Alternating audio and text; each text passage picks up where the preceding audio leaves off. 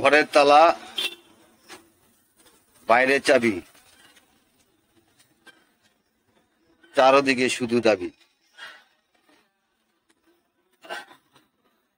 এরা 16 বছর ঘুমায় ছিল, এখন তাদের দাবি দেওয়া গুলা আবদার করতেছে। তাদের দাবি থাকতে পারে, কিন্তু দুর্বল অর্থনৈতিক কাঠামো তারা এখন দাবি করতেছে, অনেক কিছু দাবি দেওয়া উঠতেছে। আগে রাষ্ট্র কাঠামোটা সাজাব, রাষ্ট্রটা পরিপূর্ণতা পাক। এখন রাষ্ট্র এমন একটা অবস্থায় আছে যে অর্থনৈতিক কাঠামো কিন্তু অনেক দুর্বল, অথচ তারা 16 বছর ঘুমায় থাকার পরে এখন দাবি দেওয়া নেওয়া, মানে মাঠে ছুটতেছে দাবি দেওয়া গুলা নিয়ে। আর ভাই আপনারা যদি পান, এতদিন কি করলেন?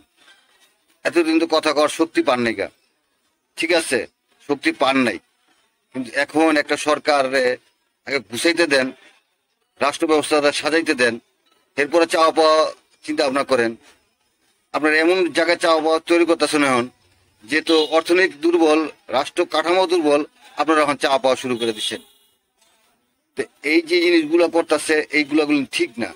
কারণ আপনারা যদি কোন আমাদের ন্যায্য দাবি, আর ভাই ন্যায্য দাবি ঠিক আছে, ন্যায্য দাবি একটা মানুষে সময় দেন, ঠিক আছে, একের পর এক দাবি নিয়ে, একের পর এক দাবি নিয়ে, হ্যাঁ, এইভাবে তো আর হয় না।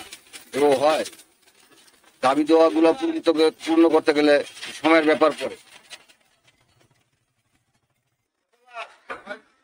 এই কারণেই ঘরে তালা বাইরে চাবি, চারদিকে শুধু দাবি।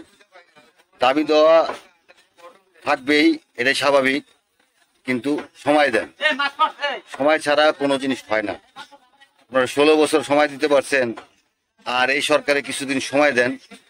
খালি এই সরকার না, যে আসুক সবারই চাহিদা পূর্ণ হবে, ঠিক আছে, কিন্তু সময়ের ব্যাপার, সময়ের ব্যাপার। ধৈর্য ধরছেন, আরো কিছু দূর ধৈর্য ধরেন। এতদিন ঘুমাইছিলেন, ঘুমাইতে জাগনো, এটা যদি দৌড় পারেন, দৌড় পারলে তো হইব না, দৌড় পারলে কোনো কাজ হইব না। হ্যাঁ, ধীরে ধীরে কাজ হয়, কারণ 16 বছরে কিন্তু কাজ করতে পারেন নাই গা কোনো কিছু নিয়ে। এখন কাজ করতেছে, কাজ হইতেছে, হবে ইনশাল্লাহ, সময় দেন। সবাই ভালো থাকবেন।